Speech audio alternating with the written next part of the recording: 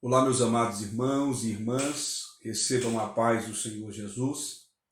Eu sou o pastor Leonardo e estou aqui para lhes trazer o comentário do capítulo 1 do Evangelho de Jesus Cristo, segundo escreveu Marcos.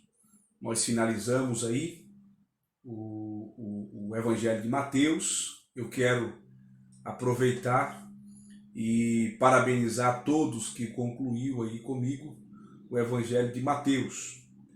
E vamos dar início agora ao Evangelho de Marcos. Quero aproveitar a oportunidade e agradecer ao pastor Silas, que tem feito os comentários, ao Robson Cavalcante e também ao Raduan, que já voltará também comentando conosco aqui os capítulos da Bíblia Sagrada. E hoje nós vamos dar início ao capítulo 1 do Evangelho de Marcos. E eu já quero te convidar a abrir a tua Bíblia comigo aí no capítulo 1 deste Evangelho. O título no versículo 1, As Boas Novas do Evangelho de Cristo. Marcos é considerado um dos evangelhos sinóticos. O termo sinótico vem de duas palavras gregas, cujo significado é ver conjuntamente. Desta maneira, Mateus, Marcos e Lucas tratam basicamente dos mesmos aspectos de vista ou da vida e do ministério de Jesus. Dos evangelhos sinóticos, Marcos é o mais breve. O evangelho de Marcos é geralmente considerado o primeiro evangelho que foi escrito, embora este fato não tenha um consenso unânime entre os estudiosos, mas muitos deles acreditam que Marcos é um dos evangelhos aí mais antigos. Nós vamos ver que, sendo assim, William Barker o considerava o livro mais importante do mundo, visto que serviu de fonte para os outros evangelhos. E é o primeiro relato da vida de Cristo que a humanidade conheceu. Há alguns dados importantes que eu quero ressaltar com vocês. Dos 661 versículos de Marcos, Mateus reproduziu 606. Há apenas 55 versículos de Marcos que não se encontra em Mateus. Mas Lucas utilizou 31 destes. O resultado é que há somente 24 versículos de Marcos que não se encontra em Mateus ou Lucas.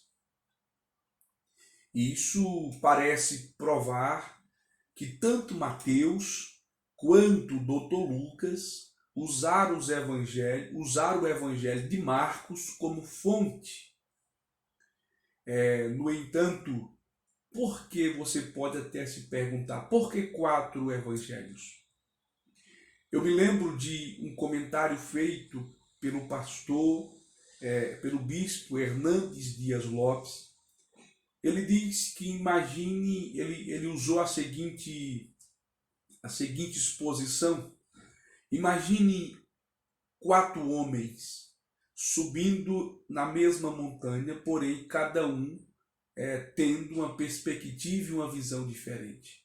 Assim é os evangelhos. Eles vão se coadunar em seus fatos e feitos, porém cada um deles nós encontramos uma visão diferente, uma apresentação diferente acerca de Cristo. Nós temos 4 evangelhos, porque cada um foi escrito a um público diferente. Mateus, por exemplo, foi escrito para os judeus, e Mateus apresentou Jesus como rei. Marcos escreveu para os romanos e apresentou Jesus como servo. Lucas escreveu para os gregos e apresentou Jesus como o homem perfeito. João escreveu um evangelho universal e apresentou Jesus como Deus, o Verbo encarnado.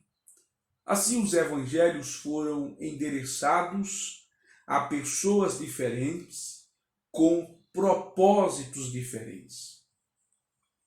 A autoria deste livro é o mesmo que lhe traz o seu nome, o Marcos. O nome completo do evangelista é João Marcos, sendo que João é o seu nome hebraico e Marcos o seu nome romano.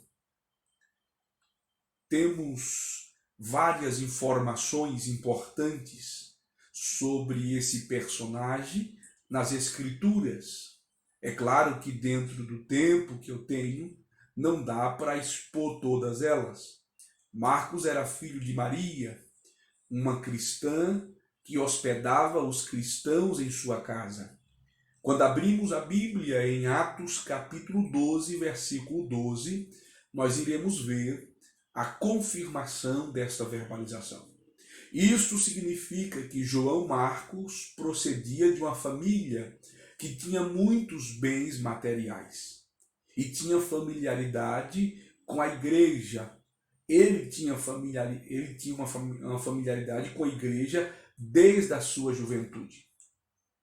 Marcos participou da primeira viagem missionária com Paulo e Barnabé. Atos capítulo 12 e o versículo 25.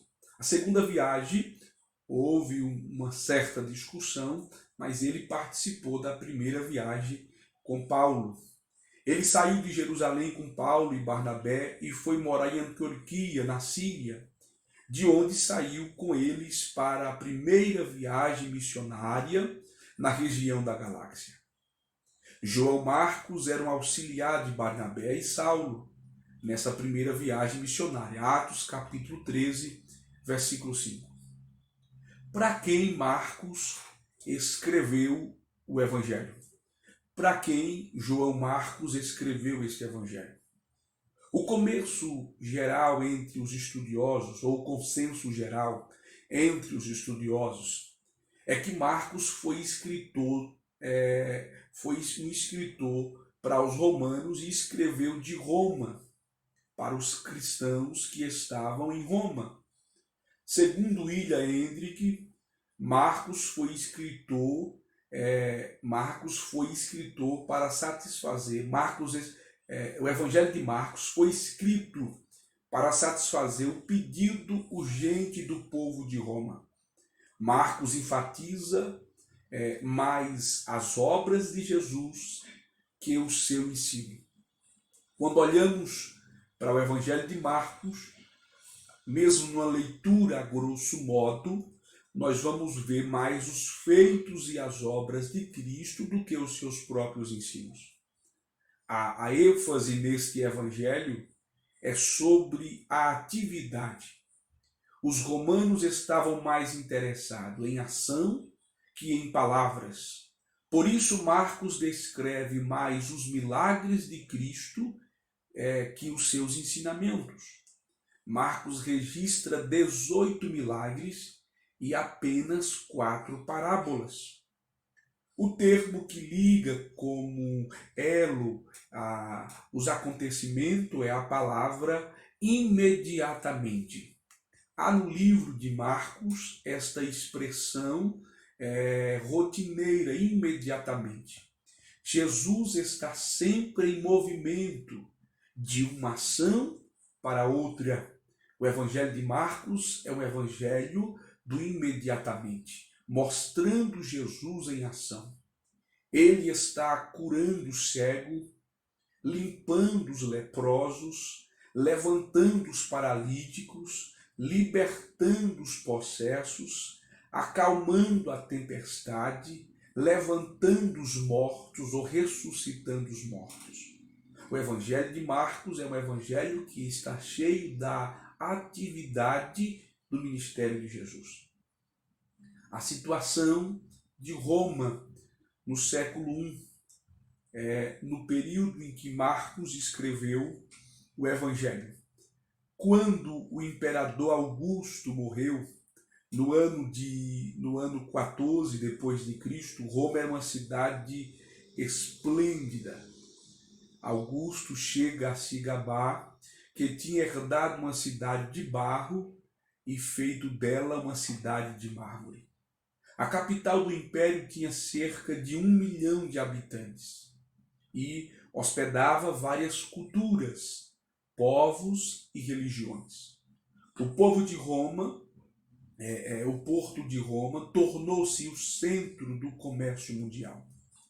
Havia uma riqueza ostensiva na cidade romana, construída, as suas construções monumentais eram erguidas e o luxo dos ricos era exorbitante. Ao mesmo tempo, havia também uma extrema pobreza e miséria. Os navios despojavam seus produtos por intermédio dos braços surrados dos escravos. Na cidade prevalecia a corrupção, a anarquia e a decadência moral. A bebedeira e a orgia fazia subir o mau cheiro perante o nosso Senhor e Salvador Jesus Cristo. O apóstolo Paulo, quando escreveu a sua carta teológica aos Romanos, no capítulo 13 e no versículo 11 a 14, ele vai descrever a decadência moral que havia em Roma. No capítulo 1 em diante da carta aos Romanos, Paulo narra duramente acerca dos pecados e da inversão de valores deste povo. Foi para esta cidade, essa cidade que estava redomada de tantas coisas, que Marcos escreveu o seu evangelho. Nessa cidade do prazer e do luxo, uma igreja foi plantada. Essa igreja foi durante a perseguição, a partir do ano 64 depois de Cristo. Os cristãos eram queimados vivos, lançados nas arenas para serem pisoteados pelos touros, enrolados em peles de animais para serem devorados pelos cães raivosos. Eu estou contando esse fundo histórico para vocês entenderem qual o cenário, qual o pano de fundo que esse livro foi escrito por João, por Marcos, pelo evangelista Marcos. Agora tem uma coisa, a mensagem central do evangelho de Marcos está no versículo 1, no capítulo 1 e no versículo 1. Princípio do evangelho de Jesus Cristo, Filho de Deus. O primeiro versículo deste evangelho é tanto o título do livro quanto a síntese do seu conteúdo. Ele traz a sua mensagem central.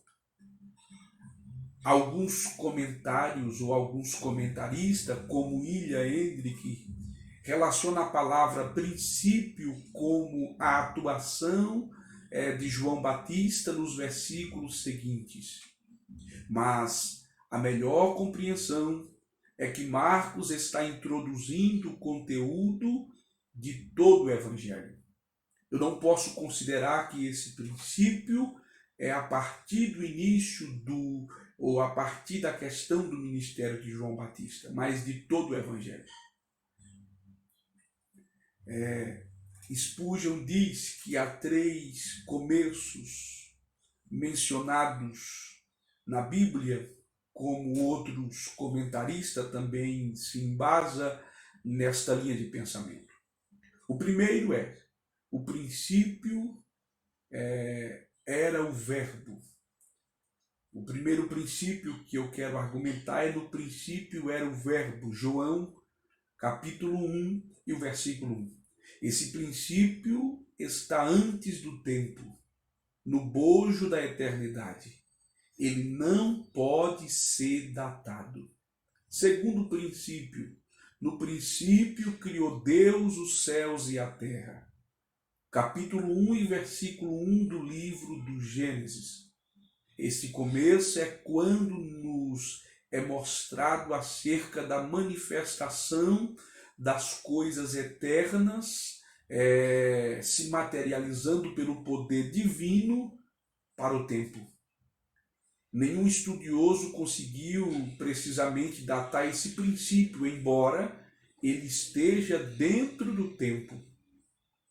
Ainda que a ciência se arrisque a tratar esse princípio do capítulo 1 e versículo 1 do Gênesis, acabam errando. Terceiro princípio que há na Bíblia, princípio do Evangelho de Cristo, Filho de Deus. E é aqui que nós estamos. Esse princípio começa quando Jesus Cristo se faz carne. Jesus Cristo é o Evangelho. Esse princípio pode ser datado. Marcos fala do princípio do Evangelho, porque o Evangelho estende-se à obra de Cristo por meio do seu Espírito e sua igreja, conforme o ensinamento em Atos capítulo 1 e versículo 1. A parte mais importante do Evangelho não é o que nós devemos fazer, guarde isso, né? Mas o que Deus já fez por nós, através de Cristo Jesus. O Evangelho não é uma discussão e nem debate, mas uma proclamação. O Evangelho está centralizado na pessoa de Jesus Cristo. Se alguém vir com outro evangelho, é anátema, é amaldiçoado. O conteúdo do evangelho é Cristo, é Jesus Cristo, sua vida, obra, morte e ressurreição. Isso é o que governa. Nós vamos, versículo 2 ao 11, nós vamos estudar agora sobre a legitimidade do ministério de Cristo. Os tópicos agora subsequentes, nós iremos legitimar dentro do versículo 2 ao 11 sobre o ministério de Cristo. O Evangelho de Marcos inicia falando acerca de Cristo e apresentando várias testemunhas que legitima o seu ministério. O próprio Marcos foi a primeira testemunha. Depois ele cita os testemunhos dos profetas, João Batista, e bem como o testemunho do Pai e do Espírito Santo. Legitimado pelas Escrituras, versículo de número 2 e 3. Como está escrito, aqui ele está dando legitimidade ao ministério de Cristo dentro do seu Evangelho. Abra a tua Bíblia, versículo 2 e 3. Como está escrito no profeta Isaías: eis que eu envio o meu anjo ante a tua face, o qual preparará o teu caminho diante de ti. Voz do que clama no deserto, preparai o caminho do Senhor, endireitai as suas veredas. A legitimidade do ministério de Cristo percebe que fica muito claro nas Escrituras, de três formas. Em primeiro lugar, como que a legitimidade do ministério é dada pelas Escrituras. Primeiro, a vida de Cristo foi prometida pelo próprio Deus. A vida de Jesus Cristo não foi um acidente, mas um apontamento. John Charles Riley diz que o Evangelho de Cristo é o cumprimento das Escrituras.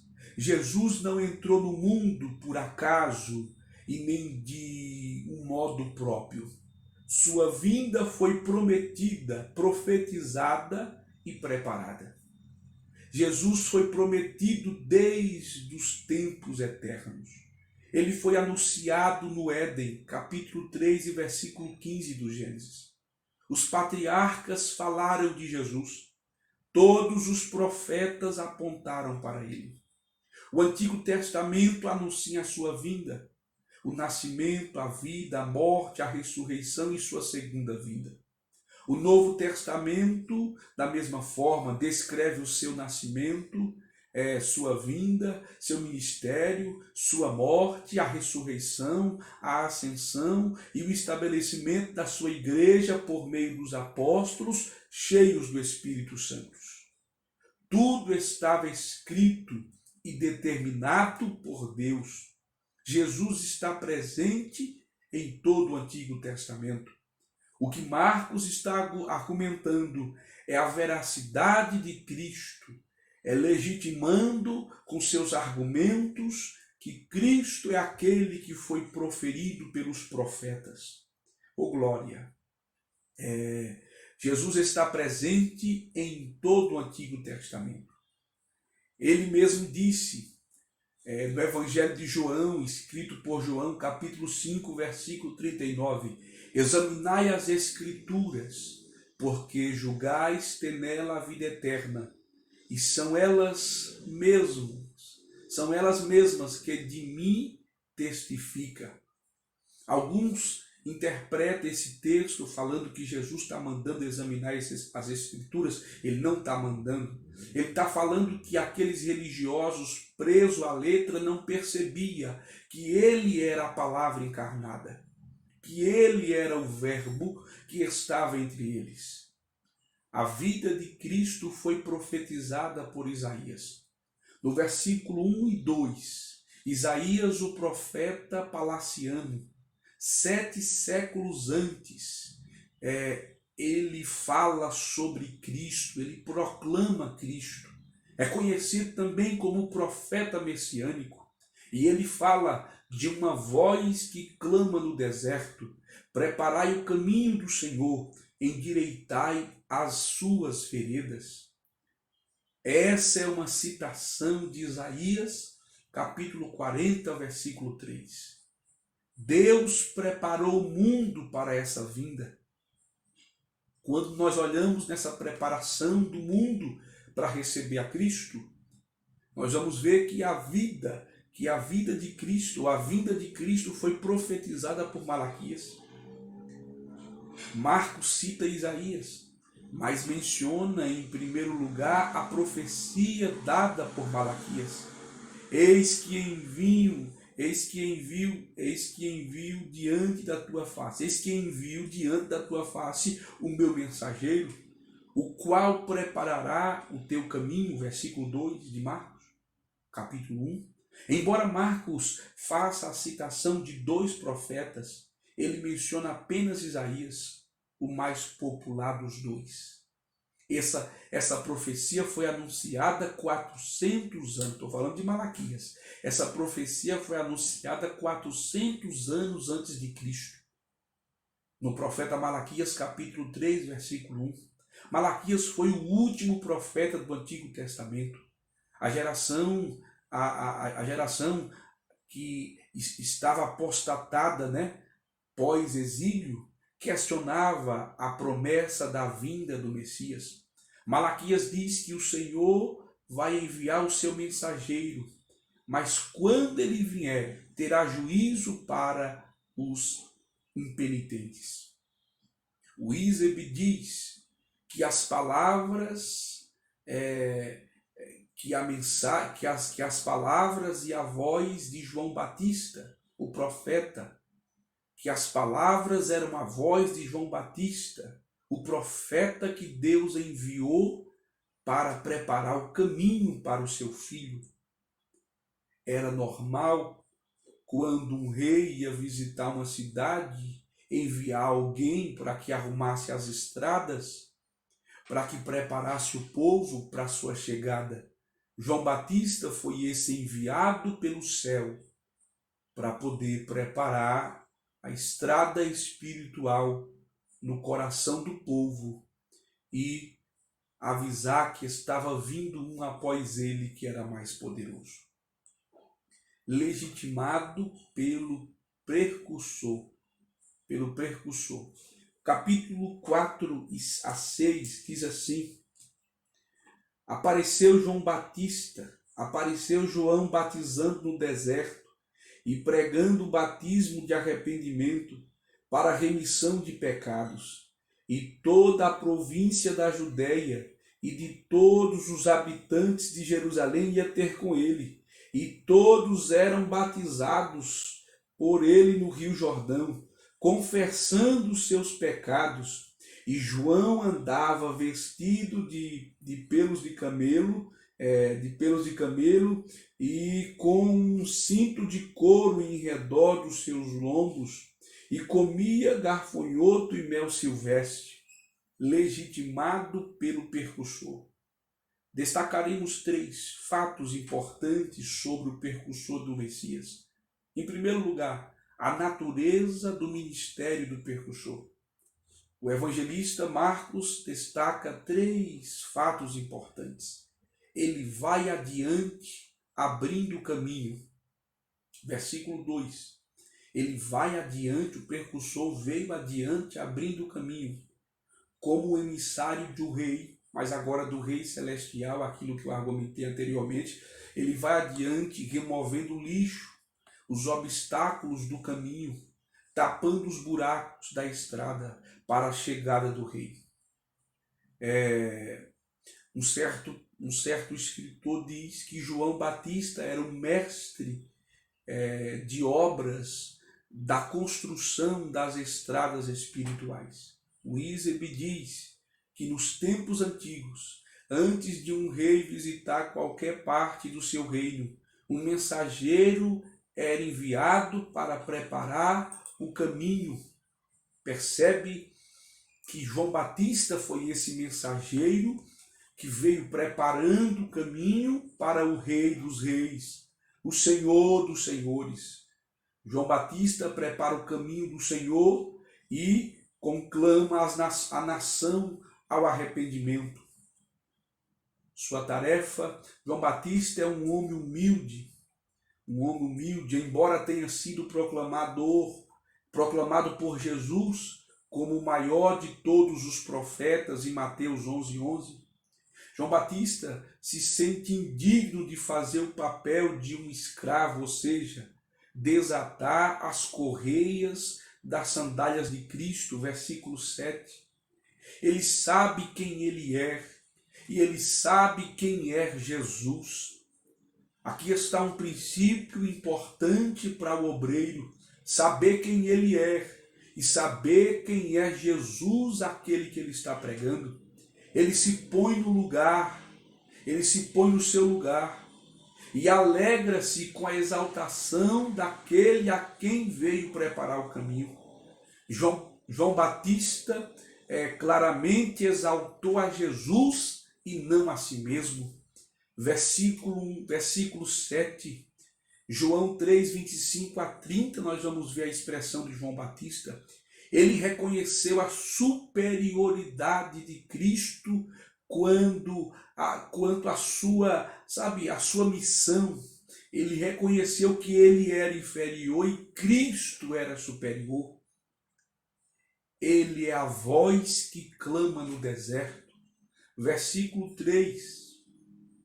João Batista, embora seja de classe sacerdotal, um levita, foi chamado por Deus para ser profeta.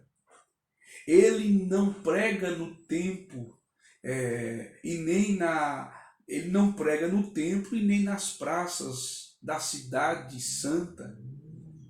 Ele não prega no meio das elites. Ele prega no deserto. A sua igreja se reunia no deserto da Judéia, as terras ruins, e era bem inóspita, não dava para poder morar naquele lugar. Ele pregava entre as montanhas do Mar Morto. Ele não é um eco, ele é uma voz, diz o reverendo Hernandes Dias Lopes. Ele é a boca de Deus. O deserto era o lugar onde o povo de Deus nasceu. Foi ali que recebeu a lei e a aliança, presenciou os milagres de Deus e usufruiu da sua presença, da sua direção. João Batista era uma tocha acesa. Ele pregava com paixão, com profundidade, sendo ungido pelos céus. Observe, ele preparou o caminho, versículo 3. Marcos deixa claro que ele preparou o caminho. O trabalho de João Batista era preparar o caminho para Jesus. O verbo preparar está no imperativo, representando, deixando claro que João está falando no geral, né, do seu ministério, da sua caminhada. João Batista faz 4 coisas importantes nessa preparação. Primeiro, ele aterra os vales. Segundo, nós vamos perceber que ao aterrar os vales, um vale é uma depressão que separa 2 montes. João Batista veio para unir o que estava separado. Ele veio para converter o coração dos pais aos filhos e o coração dos filhos aos pais. Segundo, ele nivela os montes. Os montes falam de soberba, incredulidade. Esses montes são obstáculos no caminho. Eles precisavam ser nivelados. Sim, a palavra de João Batista veio uma palavra dura como marreta para nivelar aqueles egocêntricos, religiosos, que estavam redomados de si e se tornaram montanhas tão altas que parecia ser inacessíveis.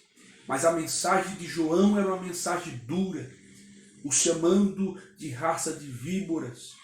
Quem vos ensinou a fugir da ira divina, percebe que é uma marreta descendo para nivelar. Ele endireita os caminhos tortuosos. O caminho cheio de curva, né? Fala da ausência de integridade. Deus não se contenta com a aparência. De uma forma, percebe que João Batista não tinha a aparência que aqueles homens religiosos tinham. Ele vestia uma roupa de pele, ele tinha um cinturão amarrado, um cinturão de couro, ele tinha uma alimentação diferente, mas ele tinha integridade, ele tinha intimidade, ele foi enviado, chamado por Deus. João Batista veio chamar a nação a uma volta sincera para Deus, mais do que simplesmente uma expressão vazia e religiosa. Ele aplana os caminhos escabrosos. A palavra escabroso é tudo aquilo que está fora do lugar. João Batista veio para colocar as coisas certas no lugar certo, por intermédio da palavra divina. O conteúdo do ministério do percursor, o conteúdo do seu ministério. Nós podemos destacar algumas verdades fundamentais acerca desse percursor de Cristo, dessas proclamações feitas por João Batista. Em primeiro lugar, o batismo, ele batiza com arrependimento. O conteúdo do seu ministério era batizar para o arrependimento. O arrependimento é o portal do Evangelho. O conteúdo da sua mensagem era arrependimento. O arrependimento tem 2 lados: dar as costas ao pecado e voltar a face para Deus. O arrependimento implica em mudança de comportamento. voltar-se para o Deus vivo e o Todo-Poderoso. Não há boas notícias ou boas novas do Evangelho para aqueles que permanecem em seus pecados e delitos. Deus nos salva do pecado e não Deus nos salva do pecado. Não nos tira desse mundo, continuamos ainda sentindo alguns desejos e vontades, porém, ele disse: se alguém quiser vir após mim, negue a si mesmo, mude o seu caminho. Só aqueles que choram pelos seus pecados, as lágrimas do arrependimento, podem alegrar-se com a dádiva da vida eterna. O batismo de João não oferece perdão. Ele é um sinal visível que revela que a pessoa está arrependida e recebeu o perdão de Deus para os seus pecados. Quando o povo ia ao deserto encontrar João para ser batizado, era um sinal claro que estavam arrependidos e queriam ter uma vida eterna. Ele não tinha título, diploma ou qualquer outra atividade que fosse aplaudido pelo mundo, mas tinha o poder de Deus, a unção do Espírito Santo. Apesar da sua inigualável popularidade, a ponto de atrair para o deserto toda a nação, parece-nos que poucos foram as pessoas que realmente se converteram. O versículo 5 fala que o povo descia da Judéia, os habitantes da Judéia, de Jerusalém, ia ter com ele, ia ouvir a mensagem. Ele era um homem popular, mas apesar da sua popularidade, não foram muitos que se converteram. Charles Hillen alerta-nos sobre o perigo de sermos iludidos pela popularidade. É um perigo a fama. É um perigo confundir multidão com igreja. É um perigo confundir barulho com avivamento. Cuidado, multidão nem sempre é igreja. Barulho nem sempre é avivamento. Ele diz que não é suficiente ouvir e admirar pregadores populares. Ele diz, John Hillen chega a dizer que não é prova de conversão ver pessoas chorando. Não é prova de conversão. Devemos nos certificar de que estamos ouvindo a própria voz de Cristo e que estamos seguindo para o céu. Vivemos em dias tenebrosos, em que muitos que são populares, arrastam multidão, mas precisamos entender à luz da palavra o que de fato é e o que não é. Por que João Batista impactou as pessoas? Por que o ministério de João Batista impactou tanta gente? Eu quero fazer um resumo rápido aqui. Porque ele vivia o que pregava. João Batista vivia o que pregava. A vida do pregador fala mais alto do que sua mensagem. O sermão mais eloquente é o sermão da vida. João não era um eco, mas uma voz. João não era a luz, mas era como uma vela. Brilhou com a mesma intensidade enquanto viveu. João era corajoso e denunciava o pecado na vida do povo, dos líderes religiosos, dos soldados e dos reis. Sabe qual é o problema? Está faltando muito João e está sobrando outros profetas mentirosos. Homens que falam a verdade, tanto para o grande quanto para o pequeno. João, a mensagem dele não mudava porque tinha alguém ilustre. Ele pregava com verdade. Segunda coisa, porque João era tão popular. Porque João era um homem humilde. Apesar de sua popularidade, apesar de tudo isso, esse homem era um homem humilde. Ele considerava o menor. Ele disse: convém que Cristo cresça e eu diminua. Eu não sou digno de desatar suas sandálias. A centralidade da mensagem de João era Jesus. Ele exaltou a Cristo, apontou para Cristo, revelou que ele era mais poderoso do que ele. Afirmou que Jesus é aquele que batiza com Espírito Santo e com fogo. William Hendrick diz que João destacou a majestade superior de Jesus no versículo 7 e a atividade superior de Jesus no versículo 8.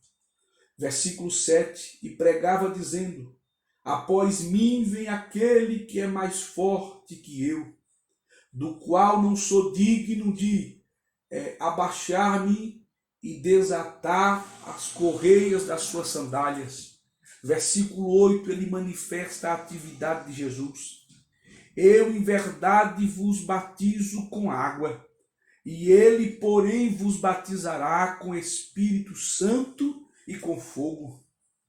Destacamos ainda a peculiaridade da mensagem de João. Era Cristo. Não existe mensagem mais poderosa. O capítulo 1 vai nos mostrar que a mensagem é Cristo, que o centro é Cristo. O louvor tem que ser cristocêntrico, a adoração tem que ser cristocêntrica, a mensagem tem que ser cristocêntrica. Tira o homem do meio e coloca o grande, o poderoso, eu sou. Ele é grande, ele é poderoso. O batismo de João, né? Nós vamos ver algum outro ponto. João era um mensageiro estranho, né? E ele tinha alguns pontos que eu quero destacar porque ele era estranho. Por causa do lugar onde pregava. João pregava onde ninguém queria pregar. Na época todos queriam ir para o templo. Todos queriam ir para as sinagogas, para as praças, os jardins bonitos. João prega no deserto. Ele não pregava na cidade, nos templos, nas praças, mas pregava num lugar inóspito, inadequado, no deserto. Mas assim mesmo, as multidões fluíam de todos os lados para ouvir a palavra de Deus. Tem um certo pregador que diz: quem segura ovelha não é cerca, é pasto, é alimento. Se na tua boca tem alimento, irmão, não precisa obrigar ninguém. Eles vão seguir a Cristo. Sabe qual é o problema de hoje? Os homens estão atraindo para eles o povo e não para aquele que não falha, para aquele que não erra, para Cristo. Percebemos por que ele era um mensageiro estranho? Por causa da sua dieta alimentar. João não era homem dado aos finos banquetes. Vivia longe dos holofotes. Era homem de hábitos bem fugaz. Ele se alimentava de gafanhoto e mel silvestre. Gafanhoto era considerado um alimento limpo para o judeu. Levítico capítulo 1, versículo 22. Porque ele era um homem mensageiro estranho por causa das suas vestes. João não usava aquelas roupas finas. Percebe que ele rompeu com o elitismo da classe sacerdotal. A aristocracia burocrática dos sacerdotes. Ele se assemelhou-se ao profeta Elias. Para o seu tempo, ele era um homem de hábitos bem estranhos. Percebe que para o seu tempo ele já tinha um hábito bem estranho. Legitimando Jesus, o seu ministério foi legitimado também pelo seu próprio ministério. O ministério de Cristo. Eu falei agora do precursor, agora eu quero falar do ministério de Cristo. Destacaremos aqui alguns fatos que são bem auspiciosos aí acerca da legitimidade. Em primeiro lugar, ele é poderoso. Versículo 7, João diz que ele é poderoso. Em segundo lugar, ele batiza com Espírito Santo e com fogo. O ministério de Jesus legitima o seu propósito. Primeiro, ele é poderoso. Oh, glória. João diz, após mim vem um que é mais poderoso que eu. Oh, glória. Ele tem poder sobre a natureza, os demônios, as enfermidades, a morte. Ele é dotado de autoridade, todo o poder dos céus e da terra. Segunda coisa, falando da legitimidade do ministério de Cristo, ele batiza com Espírito Santo e com fogo. João batizava com água no versículo 8, mas ele batiza com Espírito Santo e com fogo. Terceiro, ele se identifica com os pecadores. Versículo 9. Olha o que está escrito no versículo 9. Deixa eu correr aqui, irmãos. E aconteceu que naquele dia, que Jesus, tendo ido de Nazaré, da Galileia, foi batizado por João no Rio Jordão. O batismo de João era batismo do arrependimento. Jesus não veio de Nazaré da Galileia, a cidade rejeitada pelos judeus. Jesus veio da cidade que era rejeitada pelos judeus. Sua origem, percebe que é um choque. Ele não vem da Judéia e nem da aristocracia religiosa de Jerusalém. Por que Jesus se batizou se não tinha pecado para arrependimento? Eu quero pegar uma resposta dita por William Barker. Ele foi batizado por causa da natureza do seu ministério, porque identificou-se conosco e o Senhor fez cair sobre ele a iniquidade de todos nós. Isaías 53, verso 6. William Barker diz que o batismo de Jesus nos ensina 4 verdades importantes, como nós veremos a seguir. Primeiro, o batismo de Jesus foi um momento da decisão visível do seu ministério. Durante 30 anos, Jesus viveu como carpinteiro na cidade de Nazaré. Desde a infância, entretanto, tinha consciência da sua missão. Aos 12 anos, já alertara José e Maria acerca da sua missão. Contudo, agora, era tempo de agir e ele iniciou seu ministério, sendo batizado diante dos homens pelo batismo de João. Segundo, o batismo de Jesus foi o momento de identificação. Jesus veio ao mundo como o nosso representante e fiador. Ele se fez carne e habitou entre nós. Ele se fez pecado e maldição por nós. Ele tomou sobre si as nossas enfermidades e carregou sobre o seu corpo a nossa maldição. 1 Pedro 2,24.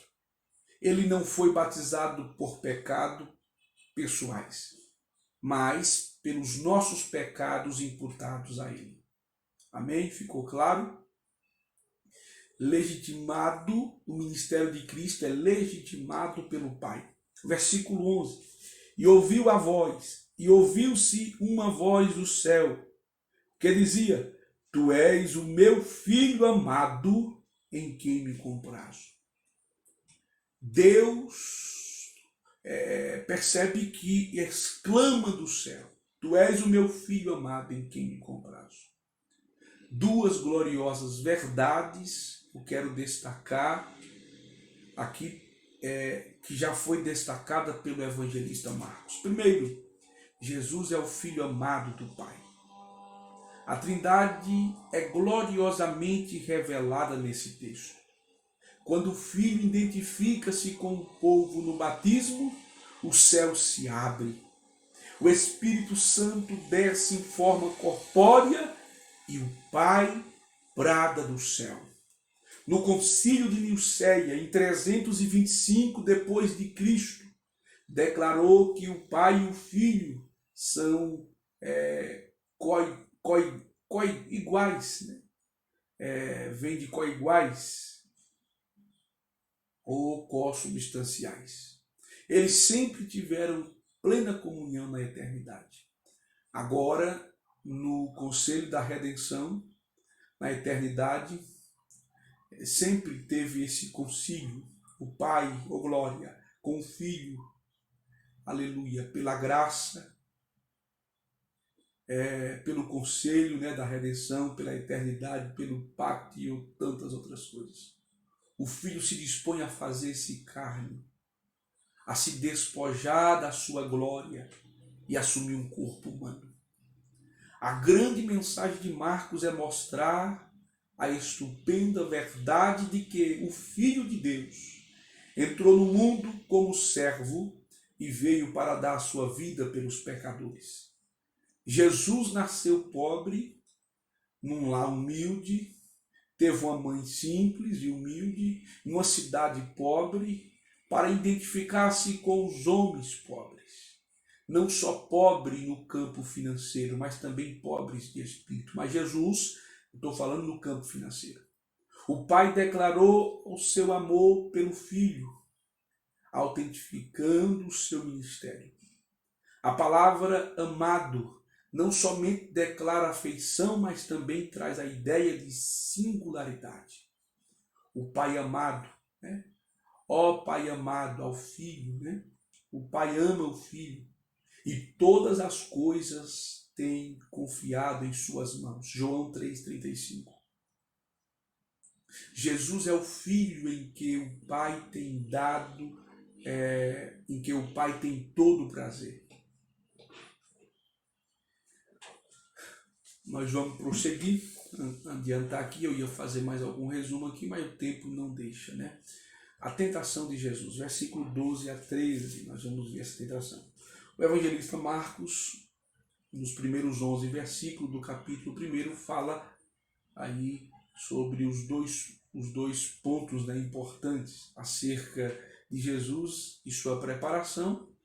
O ministério de Cristo foi confirmado pelas Escrituras, pelos profetas, pelo percussor e pelos seus próprios predicados e pelo Pai.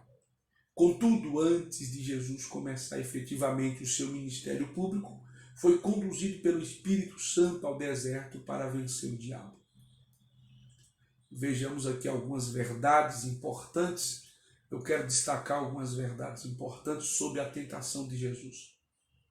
Marcos 1:12 fala da ocasião. E logo o Espírito o impeliu para o deserto. Percebe? A expressão logo é uma das grandes palavras de Marcos, né? Ele usa aí 41 vezes em seu evangelho. Não houve nenhum intervalo entre a glória do batismo de Cristo e a dureza da sua tentação. Jesus vai repentinamente, né? É levado aí para o deserto. Jesus saiu das águas do batismo para o fogo da tentação. Jesus passou imediatamente da glória do batismo à prova da tentação. A tentação não foi um acidente, mas um apontamento também. Não houve nenhuma transição entre os céus aberto do Jordão e a escuridão do deserto. A vida de Cristo não é uma colônia de férias, ou a vida de um cristão não é uma colônia de férias, mas um campo de batalha, diz o bispo Hernandes Dias Lopes. O fato de sermos filhos de Deus não nos isenta das provas, mas às vezes nos irrompe ou nos coloca, né, no centro delas. A tentação de Jesus estava no plano eterno de Deus. No Jordão, o Pai testificou ao seu respeito e ficou provado que ele era o Filho de Deus. Mas no deserto, ele foi tentado para poder provar que era o Filho ou que era o homem perfeito. No Jordão, ele identificou-se como o homem a quem veio salvar, a quem veio trazer salvação. Mas no deserto, ele provou que podia salvar o homem. Lá no Jordão, ele identificou-se como o homem que veio salvar. Mas no deserto ele provou que podia salvar o homem, porque ali triunfou sobre o diabo. A plenitude do Espírito e a graça do Pai não são garantias de uma vida fácil e nem que não passaremos por deserto. Não obstante a esses lugares, né, nós vamos ver a esse lugar tão terrível, nós vamos ver quem foi o agente. Versículo 12 fala que é o agente. O Espírito Santo foi quem impeliu Jesus a ir ao deserto para ser tentado. William Henrique diz que podemos substituir a tentação, a tradução impeliu, por ekabele, que significa encheu com uma grande urgência, ou moveu extremamente de uma forma forte. Ele percebe que ela foi usada 11 vezes por Jesus para expelir os demônios. A tentação de Jesus não procedia dentro dele, mas sua mente. A tentação de Jesus não procedia de dentro dele, né? E na sua mente, mas totalmente de fora da influência de Satanás. O tentador. Satanás não é um ser, vamos dizer assim, lendário. Ele é um ser lendário. Ele não é uma ideia subjetiva e nem um enigma que vem. Não, ele é um anjo caído, um ser maligno, perverso, assassino, ladrão e mentiroso. Esse foi o tentador. O primeiro Adão fracassou no jardim. O último Adão triunfou no deserto. Bispo Hernandes Dias Lopes falou sobre isso. O verbo sendo tentado vem de preisonos, que descreve uma ação contínua, visto que Jesus foi tentado durante os 40 dias. Depois de derrotado por Jesus no deserto, Satanás mudou de tática, mas acabou não deixando, né? Ele mudou a tática, mas acabou não deixando de tentar. Ele é insistente, é persistente. Percebe que o conteúdo, né, da tentação. A primeira tentação, ele apelou para as necessidades físicas. A segunda tentação, ele apelou para o orgulho espiritual de Jesus. A terceira tentação, ele apelou para a ambição e o amor ao poder. Ele disse: tu és o Cristo, fale para essa pedra se transformar em pão, na primeira tentação. A segunda, ele falou: olha, né, te lançarei daqui abaixo e os anjos. E a terceira te darei o poder. Percebe que ele apela para a necessidade física, para o orgulho espiritual, para mostrar quem ele era, e depois para o amor ao poder. São 3 pontos que são conteúdos diabólicos, que afetam diretamente a humanidade. As necessidades físicas, o orgulho espiritual e a ambição e o amor ao poder. As armas da vitória. Jesus no Jordão foi revestido com o Espírito Santo, conduzido por ele ao deserto, onde venceu Satanás. Quais foram as armas que ele usou nesse ambiente para dar vitória? Primeiro, a oração. A razão da vitória de Jesus estava na sua intimidade com o Pai. Segundo, o jejum. Percebe que ele jejuou no início do seu ministério terreno, com 40 dias de oração e jejum. Que jejum tem sal. Sabe, quem jejuma tem saudade, ou tem de Deus. Sabe, o sabor do jejum é Deus. O jejum tira os nossos olhos das outras coisas e nos faz olhar só para Deus. O jejum transforma aquele lugar difícil em um jardim de oração. O jejum é fome de Deus, é desejo por Deus. Terceiro lugar, a arma usada por Jesus para vencer o diabo, a palavra. Jesus usou a palavra, a espada do Espírito em todo momento. Então, para se vencer tentação nos desertos da vida, precisa orar, jejuar e usar a palavra. E por último, nós vamos falar, penúltimo, nós vamos falar de pescadores de homem. Eu quero correr para encerrar com vocês. Jesus chama aí os seus cooperadores para essa grande obra. Versículo 16 a 20. A tentação de Jesus, eu falei ali, está do versículo 13 em diante. E do versículo 16 a 20, Jesus escolhe, os seus seguidores, e Marcos vai falar sobre esta escolha. Percebe que há as exigências do chamado para ser pescador de homem. Jesus fala sobre 3 exigências fundamentais para o chamado de um pescador de homem. O chamado de Cristo implica rompimento com o passado. O chamado de Cristo implica consagração do presente. E o chamado de Cristo implica investimento no futuro. A autoridade do Filho de Deus, do 21 ao 28, nós vamos ver essa autoridade.